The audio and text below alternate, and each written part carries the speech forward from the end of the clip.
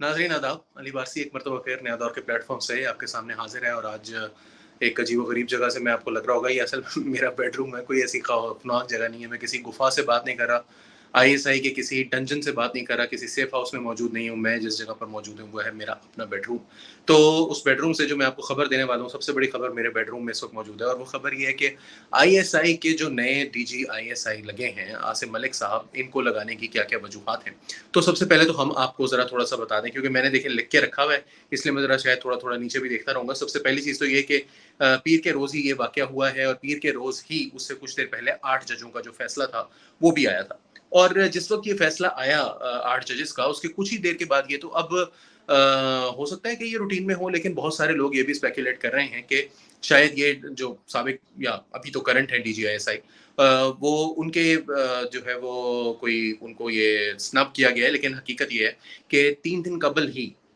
बता दिया गया था क्योंकि ये फैसला जो है ये तो दरअसल 12 जुलाई का फैसला था, उसके बाद जो कुछ भी हुआ वो आपके सामने ही है। हाँ, जो मौलाना फजलुर रहमान को ना मना पाना है, वो एक रीज़न हो सकती है कि उसकी वजह से जो है वो कुछ लोग नाराज़ हों क्योंकि देखिए, जो करंट डीजी आईएसआई हैं, उनके बारे में ये भी कहा जाता है कि वो पीपल्स पार्टी के बहुत करीब हैं, वो राजा परवेज़ अशरफ के बहुत करीब हैं और नुसरत जावेद साहब ने अब से कुछ दिन पहले ये खबर दी थी कि मौलाना फजलुर रहमान और जरदारी साहब की जब मुलाकात हुई तो शायद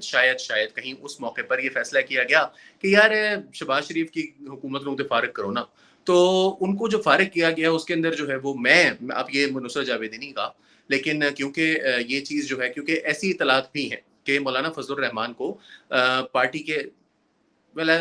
कहना इसे पार्टी पार्टी तो नहीं है वो मगर वो हर मामले में पार्टी होते हैं एक पार्टी वो भी लाजमी होते हैं, कभी कभार तो दोनों साइड्स पर वही पार्टी होते हैं। तो इस मौके में भी शायद ऐसा ही था क्योंकि मौलाना फजलुर रहमान को कहा यह जा रहा है कि एस्टेब्लिशमेंट के अंदर से ये कहा गया कि वो जो हैं वो शामिल हैं इस सारे मामले के अंदर और वो इस तरमीम से दूर रहें, कुछ अपनी दूरी बनाए रखें और कम अज़ कम इस फौरी तौर पर जो है वो इसको ना करें। तो अगर ये दोनों खबरों को मिलाकर देखा जाए कि ये जरदारी साहब और मौलाना फजलुर रहमान का प्लान था, तो और ये एस्टेब्लिशमेंट के अंदर से कुछ एक ग्रुप था जो उनको कह रहा था कि ये ना करें, तो मुमकिन है, ऐन मुमकिन है कि राजा परवेज़ अशरफ के एक बहुत ही करीबी पुराने दोस्त जो हैं वो इसमें शामिल हों जिनका ताल्लुक जेहलम से है और वो एक बहुत पावरफुल पोजीशन पर थे। तो बहरहाल अब वो उस पोजीशन पर कुछ दिनों में नहीं रहेंगे। 30 सितंबर से डीजी आईएसआई नए जो हैं आसिम मलिक साहब वो चार्ज संभाल लेंगे और इनका ताल्लुक जो है अब ये एक बड़ी अजीबो-गरीब बात है कि डीजी आईएसआई जो बनने जा रहे हैं इनका लास्ट ईयर है गालिबन और ये कोर कमांड नहीं करेंगे। इसका मतलब है कि नेक्स्ट ईयर जब जनरल आसिम मुनीर आज अपने ओहदे से रिटायर हो रहे होंगे आर्मी चीफ के, तो उस टाइम पे ये शायद डीजी आईएसआई क्योंकि इन्होंने कोर कमांड नहीं की हुई होगी तो फिर ये आर्मी चीफ के ओहदे से की जो रेस है उससे बाहर हो जाएंगे। अलबत्ता उनके पास दीगर ऐसे एवेन्यूज शायद मौजूद रहें,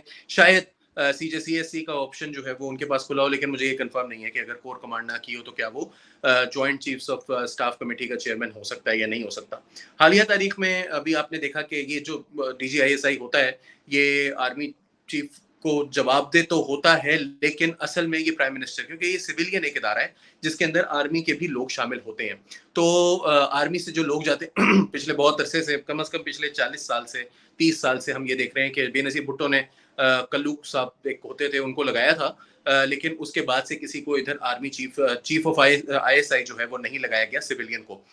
तो हमेशा आर्मी से ही कोई ना कोई होता है, general Akhtar Abdur Rahman, general Hamid Gul, Asad Durrani, Zaheerul Islam, general Ahmed Shuja Pasha, general Ashfaq Parvez Kayani, general Faiz Hameed, कुछ मशहूर आलम नाम हैं इन ओहदों के ऊपर और मौजूदा आर्मी चीफ जो हैं जनरल आसिम मुनीर वो भी आर्मी चीफ इससे पहले आईएसआई चीफ रहे हैं। तो जनरल आसिम मलिक जो हैं जनाब ये इनका ताल्लुक जो है वो एक फौजी खानदान से है। इनके वालिद साहब भी जो थे वो जनरल रिटायर्ड थे, जनरल लेफ्टिनेंट जनरल थे, गुलाम मोहम्मद मलिक इनका नाम था और ये 10 कोर के कमांडर रह चुके हैं, यानी कि सबसे इंपॉर्टेंट जो पाकिस्तान की कोर होती है 10 कोर रावलपिंडी और आज़ाद कश्मीर वगैरह को ये देखती है, तो इसके ये कोर कमांडर रहे हैं इनके वालिद साहब। और कहा जाता है कि 1993 में जब सुप्रीम कोर्ट ने नवाज शरीफ को फारिग कर दिया था तो जो वहीद काकड़ साहब के साथ जो एक फार्मूला तय पाया था जिसमें नवाज शरीफ और जो सदर थे उस वक्त के गुलाम इसहाक खान ये दोनों बाहर हो गए थे। तो उस टाइम पर भी नवाज शरीफ साहब जो हैं वो उन्होंने कुछ बुरा भला कहा था सदर गुलाम इसहाक खान को, तो उस पर इन्होंने उनको स्नब किया था और कहा था नवाज शरीफ साहब को कि अब आप प्राइम मिनिस्टर नहीं है तो खामोश रहें। ये आज जो एजाज अहमद साहब हैं, जनरल नहीं है वो हमारे रिपोर्टर हैं, मेरे मुंह से जनरल निकल गया था क्योंकि सारे जनरल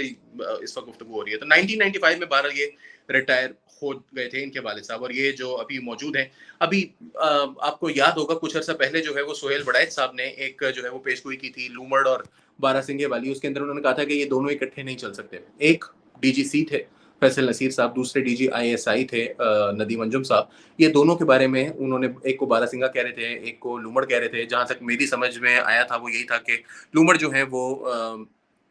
डीजी आईएसआई थे और डीजीसी यानी फैसल नसीर साहब जो है वो बारासिंगा थे। अब ये सुहेल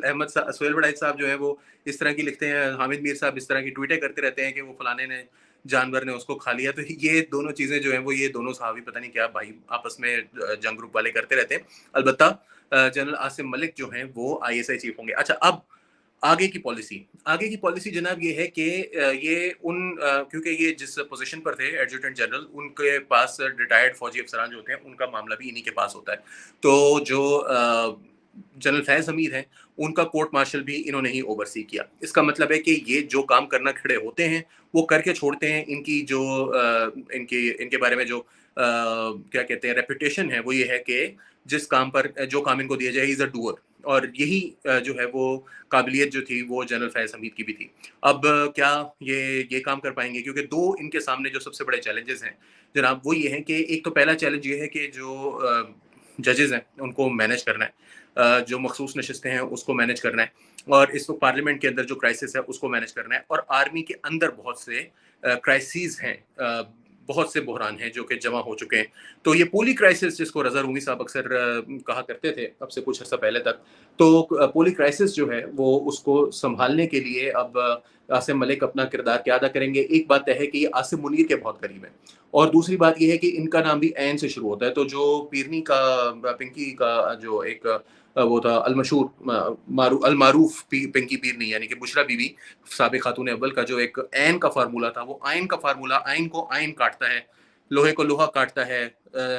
ऐन को सवा ऐन, जो हमारे मुहावरे हैं वो यहाँ पर फिट बैठ रहे हैं। लेकिन आसिम मुनीर साहब और आसिम मलिक साहब जो है वो बहुत करीब है। और जो पॉलिसी आसिम मुनीर की इस वक्त है, डीजी आईएसआई के बारे में ये कहा जाता था, जो अहमद नदीम अंजुम अभी तक जो मौजूद हैं उनके बारे में ये हमेशा कहा जाता था कि he sometimes is a bit soft on PTI, और sometimes he is a bit soft on other things as well, other people as well, क्योंकि उनका ये मानना था कि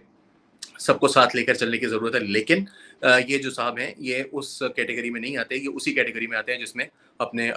हाफिज साहब हैं। तो देखते हैं कि हाफिज सोन हलवे वाले की बात कर रहा हूँ मैं, किसी और हाफिज साहब की बात नहीं कर रहा। तो देखते हैं अब क्या होता है,